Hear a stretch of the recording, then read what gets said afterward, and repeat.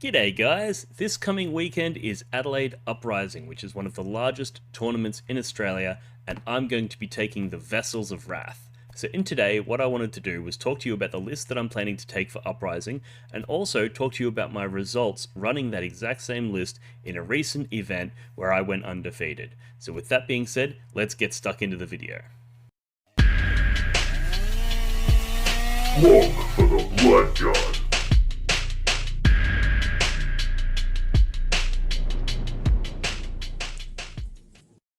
G'day guys, I wanted to thank the team from the Army Painter for sponsoring this channel and this video. The Army Painter are donating a Warpaints Fanatic flexible triad set for every tournament game that I win, and all you have to do to go in the running to win a set yourself is comment below with which colour you would like to win if your name was randomly selected. The Army Painter are then going to go through the comments section and select people at random and send out sets of these absolutely fantastic paints. If you'd like to browse their range, there are links in the description below for where you can look at all of the amazing paints that these guys have available, pick which ones you would like to receive if you were lucky enough, and then comment that below. That's all you got to do, nice and simple. Wrath. Alrighty guys, here's the list I have in front of us. First thing you'll notice is that it is 1985 points. I've racked my head over and over and over, and I cannot find a way to spend that last 15 points that doesn't make the list worse. There's lots of things you could do to change it slightly that would increase the points and get you closer to that 2000, but in my opinion, all of those changes actually make the list worse, despite the changes making it more expensive. So we'll go through some alternatives that you could run, and I'll also explain why I have selected the various units that I have selected, and then you can basically take this list and modify it to your own personal preferences and your own personal flavor. So the first thing we've got here is the Lord Invocatus.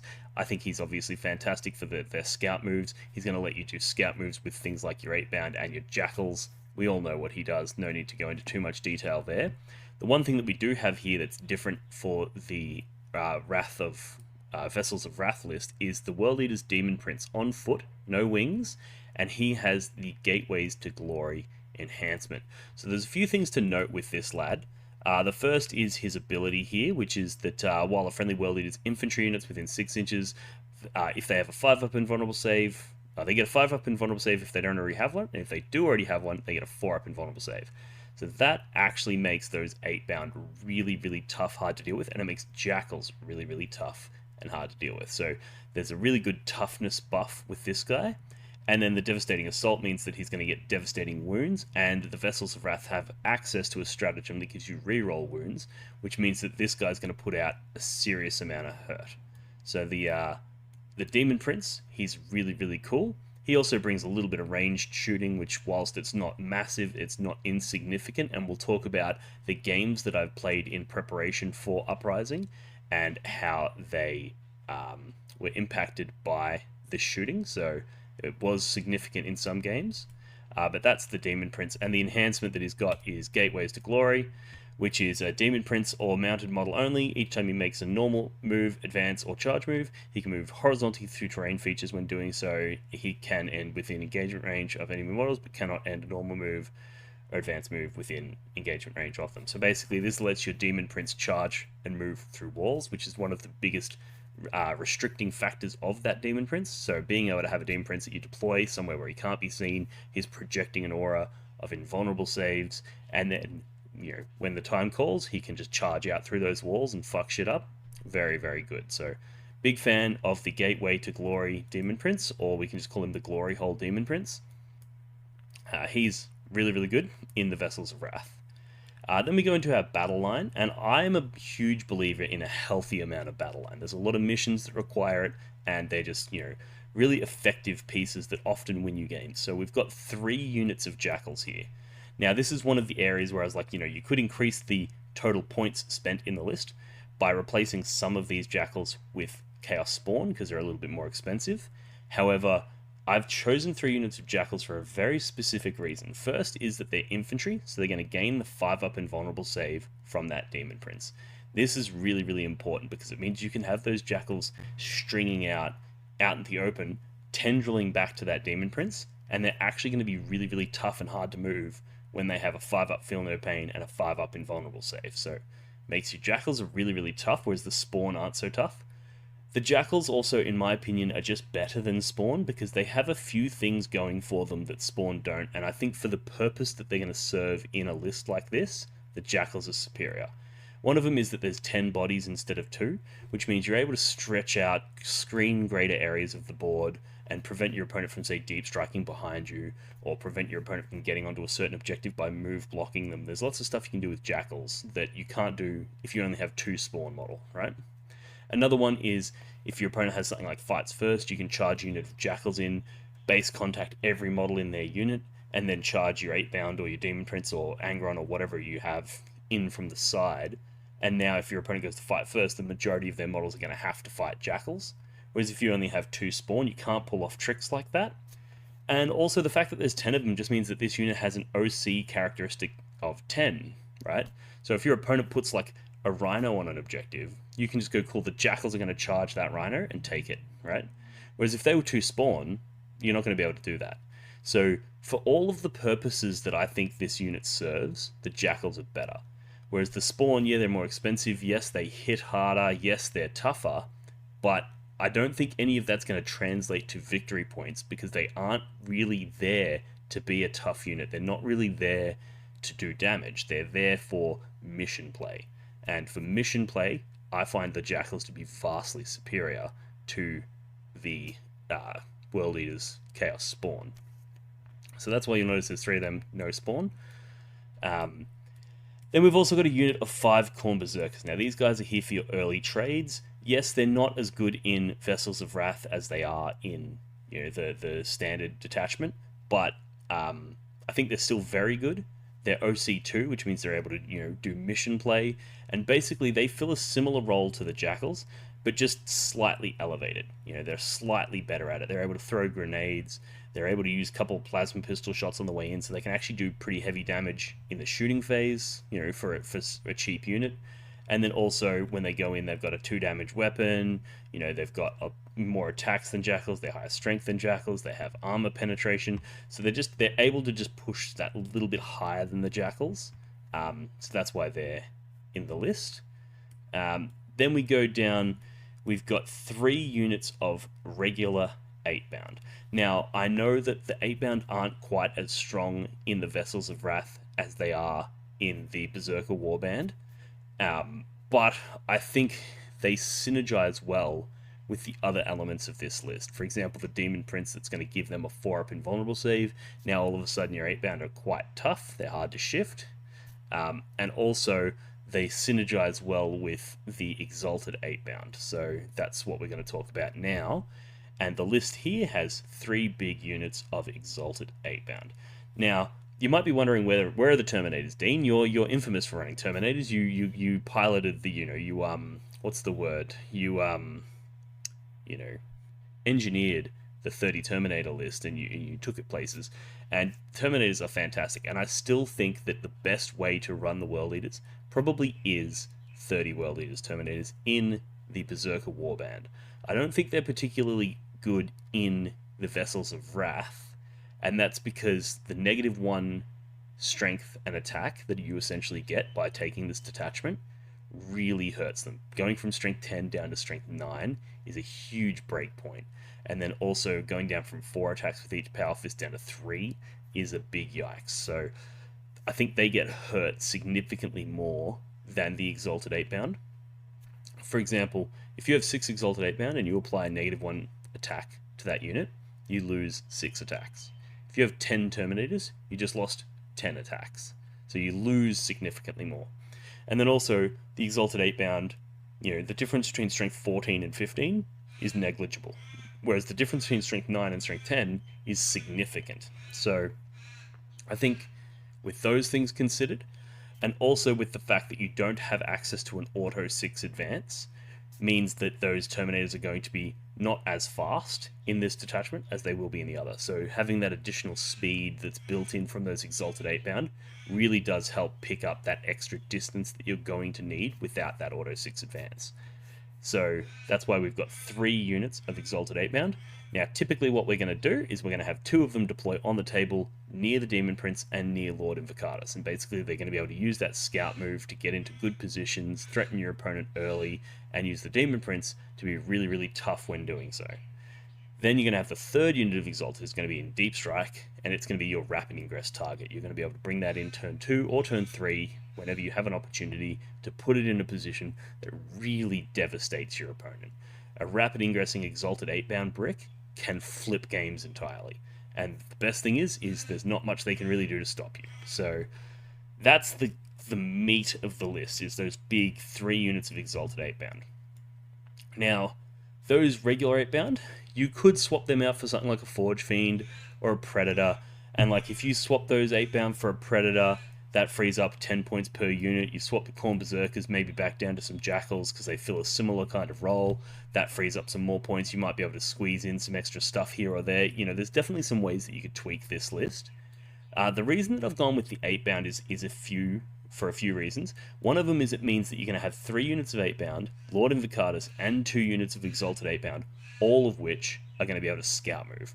So if you go up against somebody who doesn't have infiltrators or doesn't have sufficient screens, you are going to absolutely demolish them if you go first. You're just going to be able to go, cool, I'm charging you turn 1 with all of this stuff. I'm going to shove it all in your face. And then when your opponent tries to shoot their way out, you can Blood Surge move into them with any one of these units.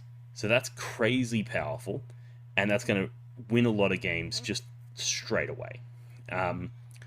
Or even if you go into like a really experienced opponent and they know that you're going to do that, so they deploy really deep into their deployment zone to deny you all of these turn 1 charges, that's actually fine, because you can then use all of those scout moves to get into good positions, and then when they have their first turn, they can't do anything to you because they deployed so conservatively, they deployed so deep that you're now safe, and then you get to sort of dictate the tempo of the game because now they're hiding, and you can go, cool, well, I'm going to sit here on this objective that I scout moved up onto, and it's the burden of responsibility is on them to come and do something about it. And as soon as they come out, that's when you spring your trap, you put your Vessels of Wrath tokens down, and you go, cool, I'm charging you, and you can sort of win the game off of that. You can also do some really interesting stuff with the 8-bound because the Exalted 8-bound obviously project that 6-inch aura of enemy units can't fall back if they fail a battle shock test. So you can like charge 8-bound into something, pile into something else that's within 6 inches of the Exalted 8-bound, while the Exalted 8-bound hits something else, and then all of a sudden your opponent has to do all these battle shock tests, and if they fail any of them, they're not going to be able to fall back, and therefore your 8-bound are going to survive for a lot longer than they otherwise would. We've all seen that before with the Exalted 8-bound, we all know how they work, but I think they synergize quite well with the regular 8-bound. They go in together and they fill similar roles, they do similar things. Some are better at one thing, some are better at another, and I think that's really cool. And if you were to replace them with something like a Hellbrute or a Forge Fiend or a Predator, like you're really not getting that same utility from these units. So I'm a huge fan of the 8-bound for that reason as well. And then also Vessels of Wrath, being able to just go, you know what, this turn, those 8-bound need advance and charge, so I'm just going to give it to them with the Vessel of Wrath token, makes these little units of 8-bound actually super reliable. Because you might, in your first turn, your opponent might deploy relatively conservatively, they put out a few small screening units, and you go, okay, cool, I don't want to send in the Exalted 8-bound, because they're just going to die. So what I'm going to do is, army-wide, I'm going to take 6 up Feel No Pain, and plus 2 inches of move, and I'm going to use that plus 2 inches of move to get my Exalted 8-bound somewhere safe, and then with my Vessels of Wrath, I'm going to put it on the 3 units of 3 regular 8-bound. They're going to advance and charge, and they're going to go in and they're going to clear all those screens out. And now you've cleared all your enemy screens with the 8-bound, even ones that are hiding behind walls that can't be seen, so things like Hellbrutes and Forge Fiends and that sort of stuff wouldn't be able to clear them. You go in, you clear them with your regular 8-bound, and then next turn or in future turns, they're not going to be able to screen out your Exalted, and you're going to be able to go full send and do massive amounts of damage with the Exalted 8-bound. So I really do think the regular 8-bound, they do thrive in this detachment. You'll probably notice there's no Angron, and a lot of people say that Angron in the Vessels of Wrath list is bad. I actually disagree. I think he's fine, And there was one world where I was toying with the idea of dropping all 3 8-bound and putting in Angron instead. Because Angron's a little bit more expensive than the 3 8-bound, but we've got a few points to play with down here. So it actually fits. You can just drop the 3 8-bound and put in Angron. And I toyed with the idea of that list. But ultimately, I wanted to go with something that's just dripping with trading pieces. You got 3 units of Jackals, a unit of Berserkers, and 3 units of 8-bound. That is so many trading pieces that you can basically use all of that to play the mission. They're doing your secondaries, they're killing your opponent's screens, and they're killing your opponent's action monkeys and stuff like that. And then the real fight is between a Demon Prince and 3 units of Exalted 8-bound versus whatever it is that they have that's tough. And if you view that through that lens, you're like, well, I feel like 3 units of Exalted 8-bound and a Demon Prince is probably going to win the punch-on with most things. And 3 units of Jackals, a unit of Berserkers, and 3 units of regular 8-bound is probably going to beat most things at scoring. And that way you've actually got a lot of tools to do all of the things that you need. And with that, you don't really need Angron. Whereas if you brought Angron in this list, all of a sudden, yes, you're definitely going to win the punch-on. You're definitely going to win the fight. But you were probably going to win that anyway, and now you don't have the tools to sort of achieve your mission and achieve your goals on the tabletop, and as a result, you might end up losing on points, even though you won it on your, fight. So that's why I ended up opting for the additional units of 8-bound. They're so fast. Sometimes if you go, oh cool, I got containment this turn, you go, cool, those 2 8-bound are just going to go like that, get within 9 inches of this table edge and with 9 inches of that table edge and score my containment, whereas other units aren't going to be able to do that. So they're fast, they're tough, they're good. Obviously they don't hit quite as hard as the Berserker Warband ones, but I think they still hit plenty hard enough, and that also means that you're going to be able to project that reroll 1's aura to a lot more because you've got 3 units of 8-bound. So that's the list. This is what I'm going to be taking to Uprising, and I'm really excited to get it on the table and get some games in with it. I got a few games in at a recent event, which is called the Vic 40k Scrim, and I'll go through the details of that in a moment. But this rounds out my Uprising list.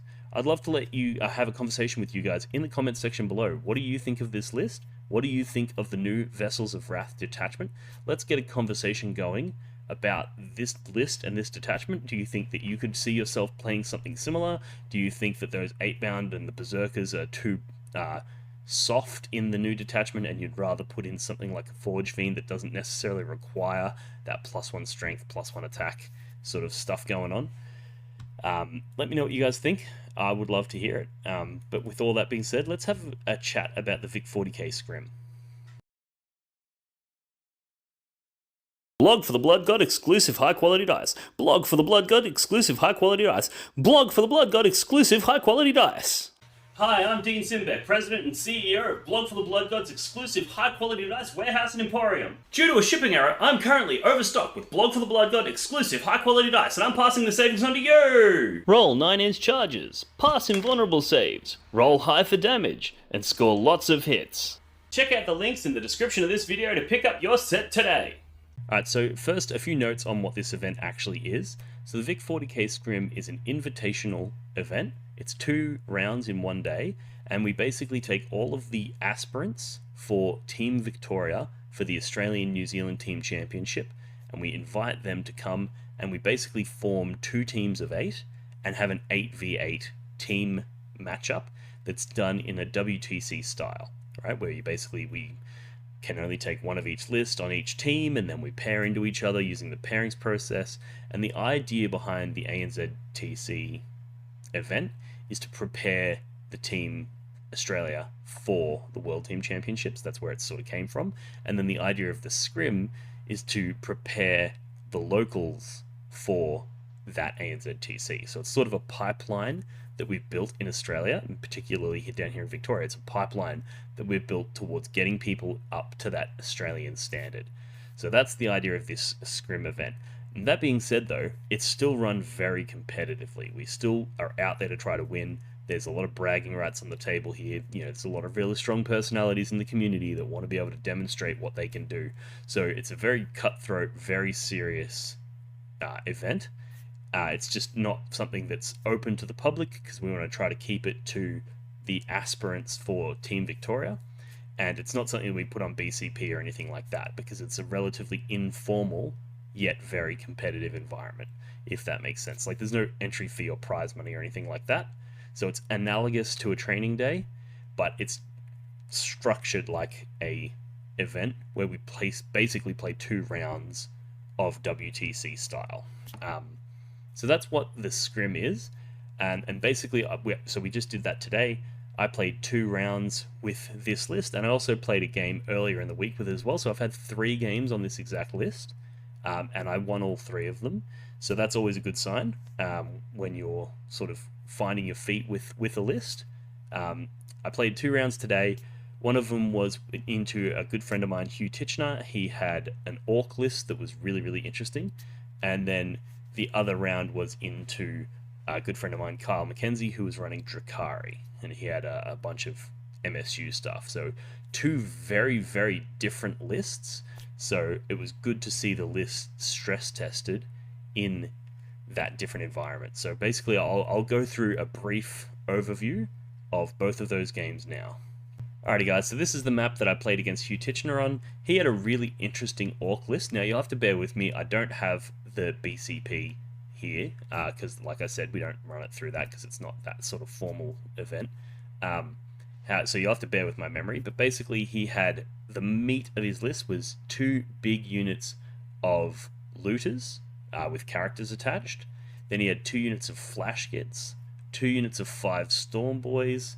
He had 6 units of Gretchen. He had 5 units of 5, and then 1 unit of 10 with Snack Rot or whatever it is, the character attached to it. Then he also had that character Lone Op, the uppy downies, and he had a truck and a few mechs, and then a stomper. So very interesting orc list, and this was done in the Dread Mob detachment. So there was a few really interesting elements. One of them is that he could reactive move with all of his Gretchen, so that was going to be really challenging, and he had so many Gretchen, he was able to screen and move block and do all this crazy stuff. Then those looters put out a ridiculous amount of firepower. The flash kits put out a decent amount of firepower, but holy hell does that stomper put out a ton of shooting and is a crazy monster in combat. So this was going to be a really, really interesting matchup. I knew that there was no way I was killing that stomper. It was way too tough for me. It's like toughness 14, so even my Exalted 8-bound hit it and they're winning it on 4s. So really, really tough for me to kill. This is an interesting one where, had I been the Berserker Warband, those Exalted 8-bound on the charge would have been strength 15, which would mean that they would have been winning it on 3s, and I would have a stratagem to make it winning on 2s. So in that detachment, yeah, you can definitely kill a stomper. But in the Vessels of Wrath, you really can't. Even if those 8-bound hit with reroll wounds, stratagem active, sustained hits active, they still probably aren't going to kill the stomper. So basically my game plan was to just kill everything else, and that way it doesn't really matter. There's not much you can really do. So basically what happened, here's the map here. So he deployed on this side, I deployed up here, and basically because the stomp is so massive, he could basically deploy it here, and it could move up onto that objective, but that's about it. It couldn't move through this gap, it couldn't move into this gap, it couldn't really go anywhere. But that's fine, he didn't really care. His basically plan was to just throw it on that objective and blast me all game. But knowing that he was basically going to have, because the Stomper's roughly half of his army, knowing that he was going to have half of his army sandbagging there, I just knew that I had to fight over these 4 objectives. Hold that one all game, hold that one all game, he'll hold that one all game and that one all game. We fight over the center, and I slowly push towards taking his home, was the game plan. So I deployed pretty much everything up here, hidden out of his line of sight. I had some 8-bound and stuff here that could scout up and hide behind this wall. And then I had some stuff down here that could scout down in this direction so that the Stomper wouldn't be able to shoot them. And he got the first turn. So he used his scout moves to sort of move around a little bit. And then I scouted up into this nook and down around here and up behind here. And I had that 1 unit of Exalted 8-bound in Deep Strike as well. Then in his first turn, he basically didn't do much. He moved up, put a little bit of shooting down range, but nothing really significant because I'd used my scout moves to hide. And then basically in my turn, he threw some Storm Boys onto the center objective, so I threw some 8-bound onto that center objective. I put my Demon Prince there so that they would have a 4-up invulnerable save. I threw some stuff up onto this objective to get my cleanse. We were playing Terraform, so I terraformed these two objectives in the first turn, as well as did cleanse on these two objectives. So I'd done a lot of actions in the first turn. Not many combats took place. Mainly just killed those one guys there. And what I did is I had Exalted 8-bound up here and Exalted 8-bound here. And what I'd planned to do is basically charge some units and then pile into his Gretchen, who were only leadership 7. So he had Gretchen like there, and there. And I basically went, cool, I'm going to charge that central unit with 2 of them, kill that central unit, and then pile into the units on the flanks. And then hope that when they fail their battle shock test, that's going to mean that you can't fall back and therefore can't shoot me, was the plan. The plan didn't really work, however. He was able to successfully fall back with this unit, which then meant that the unit that I had down the bottom here was exposed and able to be shot. And then the unit that was up here, he failed and therefore wasn't able to fall back, but his Stomper was right there, and I wildly underestimated that thing's melee. He basically charged in and kicked the shit out of those Exalted 8-bound. Even through the 4-up invulnerable save, even through the 5-up feel no pain, the Stomper killed the whole unit. So that was crazy. But I managed to basically recover from that, and basically these ones, when he fell back, I Blood Surge moved into him when he shot at me, which meant I was able to pick up a unit of the Looters and then pile into a unit of Flash Kids. And then I basically pushed down and eventually took him off of his home, and I held my home, this objective down here, and the center objective almost all game, and then I held his home for a decent portion of it as well. There was a few turns where he really whiffed on his shooting, where he basically went in and rolled not much damage. There was one turn where with the Stomper in shooting, it killed like 2 8-pound, I think. Because I just got really hot saves with the 4-up invulnerable saves, but then he was just kicking the crap out of him in melee, so it didn't really matter. He was killing plenty. Killing wasn't the problem in his list, let's put it that way. But luckily, I was able to get good cards, killed almost every... By the end of the game, I'd killed everything in his army except for the Stomper. And the score at the end was a 20 zip to me. So basically, I think the total score was like 100 to 49 or 47 or something like that. And yeah, so really strong results there into the Orcs. So the Blood Surge move was a huge, huge swing in the matchup when I was able to Blood Surge move into his Looters and kill them. That was probably one of the biggest swings. And then just the fact that he didn't use his screens very well to prevent me from getting in those combats, so I was able to just basically look at the rest of his army and just pick it up piece by piece. The regular 8-bound did amazing work. They were just killing things. Even the Berserkers, the Demon Prince ended up all the way back here, killing one of his mechs. When that Demon Prince is moving through walls, he's deceptively fast. Especially if you make him a Vessel of Wrath and give him advance and charge, get +2 move on him, and now all of a sudden he's moving 12 inches plus D6 and then charging things, going straight through walls, doesn't care. That was really, really powerful. So the Demon Prince was great. The 8-bound were fantastic. The Exalted 8-bound were fantastic. Literally every single element in the list did really, really well. Even the Jackals, they were screening, they were doing actions, they were pushing up onto the board, they were auto-seeing things.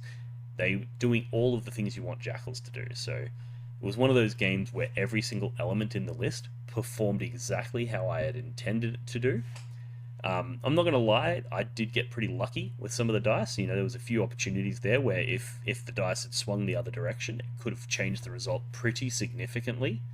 But it was... from turn 2, it was pretty obvious that I was going to win. It was just going to be how much by, because he was realizing that his damage wasn't that great into me. Like, he had a whole unit of Looters shoot into a unit of 8-bound, I think they killed 1. Like, when he's putting, like, significant volleys into you and doing no damage, it's kind of hard to see a world where he wins. So, yeah, that was my first game into Hugh Tichenor's Orcs, and I got the massive win. Alright, the second game was into Carl Mackenzie and his Drukhari. Now, he had an interesting list. He had a couple of big units of Incubi with Archons in it, and then a small unit of Incubi with an Archon in it. So lots of Incubi, lots of Archons, and then he also had a unit of the Beast Pack. He had a few units of small units of Witches, small units of Cabalites. He had two Chronos, two Talos, a bunch of Venoms, a Raider, a unit of Scourges, a bunch of Mandrakes that he was able to use to screen me out turn one. Real true Drakari MSU. He had Lilith with the fights first. Really, really cool list. And I believe this is the map we played on. Like I said, we didn't have it in BCP, so it's hard to be certain. But it was something like this. This was definitely the deployment type. We played Linchpin, and it was a really interesting game. So I had Demon Prince and 8-bound down here, more 8-bound there, more 8-bound there, Jackals. The deployment is pretty standard, pretty much no matter who I'm versing. And then he got the first turn. And what I wasn't expecting was him to charge me turn one. I didn't think he was going to go for it. I thought he was going to play a little bit more conservative, because typically with the world leaders, what you want to do is you want to collapse on them with everything at once. Whereas if you drip feed to me, I'm able to sort of pick those things up in response, and then you kind of run out of steam, and then I'm able to collapse on you. So he was a very combat heavy Drakari list with all those Incubi and the Witches. So he basically charged me turn one, and in my blessings, I didn't select Fight on Death because I wasn't expecting him to do that. I basically took the +2 move, the Feel No Pain, and the Advance and Charge were my three. So he hit me early. He killed Lord Invocatus and got my Demon Prince a couple of wounds taken off of him, but he kind of whiffed on his charges. And he also killed a bunch of Jackals. But then in return, my Demon Prince was able to pick up 5 Incubi, and I was able to pick up the Beast Pack with a Heroic Intervention because I had some 8-bound back here.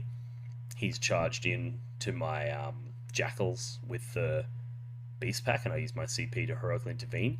The Archon that he sent into me in that first turn was the one with the enhancement, or no, it's the Warlord, and therefore he has Vect. He basically increases the CP cost by 1, which was such a nightmare because he's chucked him right in the front of me, and I'm like, oh cool, so now Blood Surge is going to cost 2 CP, Neg 1 to Wound and Shooting is 2 CP, Heroic Intervention's 2 CP, a CP Interrupt is 3 CP. I'm like, this guy's a fucking massive problem. But I had some 8-bound all the way back here, so they were able to Heroic on that first turn. They killed almost all of the Beast Pack, just 1 left. Then we tick over into my turn, and basically the Demon Prince was planning to charge that Archon and kill him, and then everything else was planning to move up as best they could. He'd done a really good job with his Mandrakes by basically move blocking me and putting me in Mandrake prison. But basically, yeah, with the Berserkers and the Jackals, I killed all the Mandrakes, and then with the 8-bound, I charged out to some stuff that was in the middle here, and I'd planned to basically charge this middle stuff and then string out onto that objective with my charge move, and then try to sort of pile in onto that to deny him primary. But I failed like a 4-inch charge by rolling Snake Eyes, and I couldn't CP reroll it because that Archon was still there. So a CP reroll would have cost 2 CP, and I didn't have 2 CP. So I was like, okay, cool, well, I can't CP reroll that, so I guess these 8-bound just stand there in the open. But they were close enough to the Demon Prince that they kept their 4-up invulnerable save. Second unit of 8-bound went in, they killed the stuff in the middle and remained within that 6-inch aura of the Demon Prince for the invulnerable saves. And the Demon Prince fought the Archon, and silly me, I forgot that the Demon Prince had a sweep profile. That Archon only had 2 wounds left, and I used his strike profile, which is 3 damage.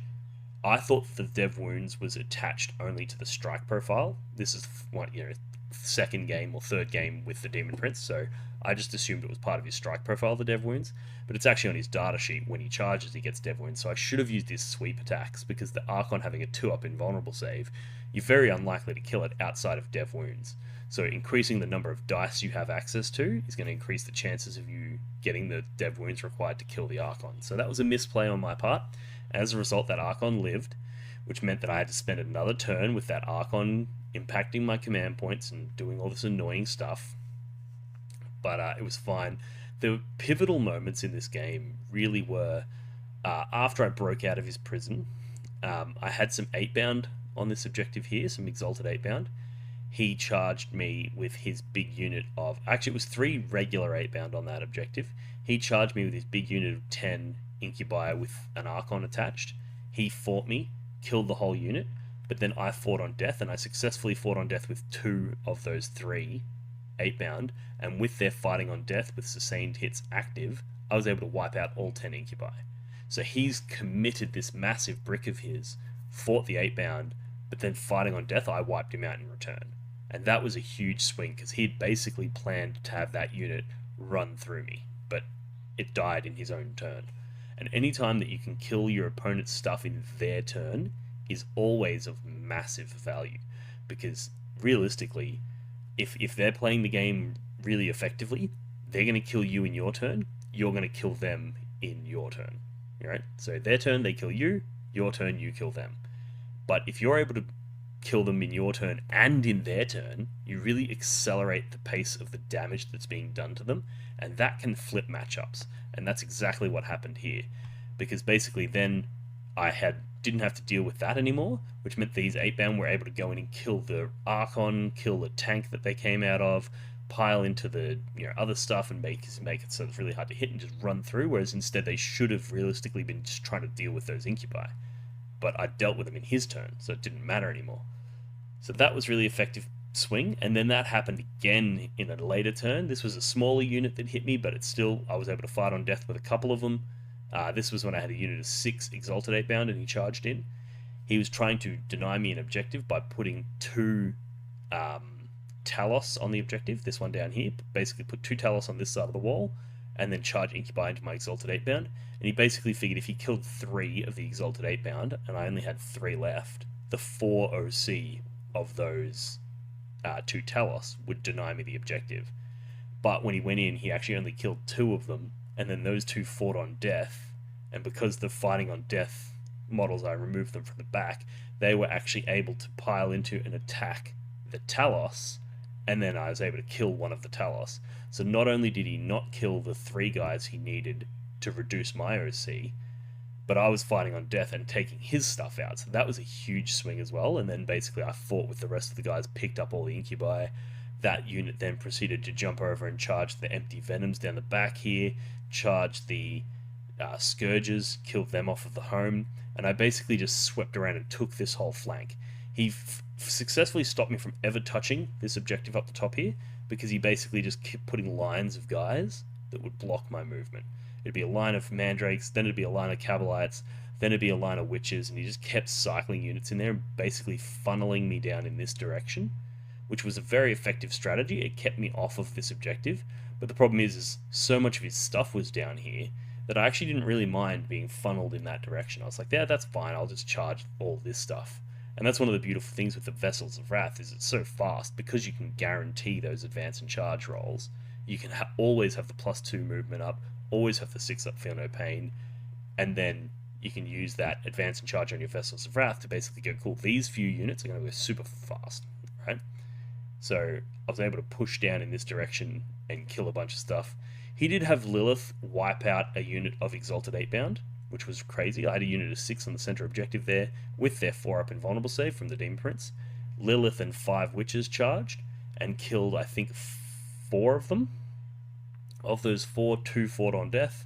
Those 2 that fought on death killed all the Witches and left Lilith there. So at the end of that round of combat, it was 2 8-bound and Lilith left. And then the next turn, Lilith gets to fight first, because she always fights first. So she fights, kills the 2 8-bound. They then both fight on death and kill her. So it was Lilith and a unit versus a unit of 8-bound, but that was something that I wouldn't necessarily expect to go in Lilith's favor, and it was mutually assured destruction, and I only managed to pull it off because I got lucky with my fight on death rolls, which was a bit of a consistent theme throughout this. And normally I'm not a huge fan of taking fight on death, because it's one of those things where if you don't roll the 4-ups, like, it can be really bad. It's such a swingy way to play the game. But when you're playing into somebody who has just almost all of their damage is coming from melee, and they're relatively squishy models, even if you have 1 8-bound fight on death, he's going to kill 3 or 4 of whatever's in combat with him. So it was definitely worth it, and it definitely really shone in this game. So yeah, that's the second game. It was really interesting. That ended in a 16-4 win to me. Most of the game it looked like Kyle was winning, because I was boxed in my deployment zone. I couldn't come out. I wasn't able to deal with a lot of the stuff that he had in his backfield, and I was not getting particularly strong primary or anything like that. But basically, on that turn when I broke out, I was able to just kill so much stuff that he just had nothing left. Like, he went from having like 15 units down to having like 4 units in one turn. It was insane. Like, in between him charging me and losing models, and then me charging him and killing more, in that one battle round, I just like wiped out 80% of his units. And that just flips matchups. No army can sustain that level of attrition in a single turn. So yeah, really awesome game. Kyle's a lovely guy, and we had a lot of fun. But yeah, 16-4. I think it was something like 42 to 79 or something like that in victory points. So yeah, really awesome game. Alrighty guys, that wraps up the summary of the list that I'm bringing to Uprising. It wraps up the summary of the Team Vic Scrim practice event. So I hope you guys enjoyed that, and I hope you guys are looking forward to me hitting you guys live from Adelaide at Uprising. Now, Uprising is a big 8-round major event.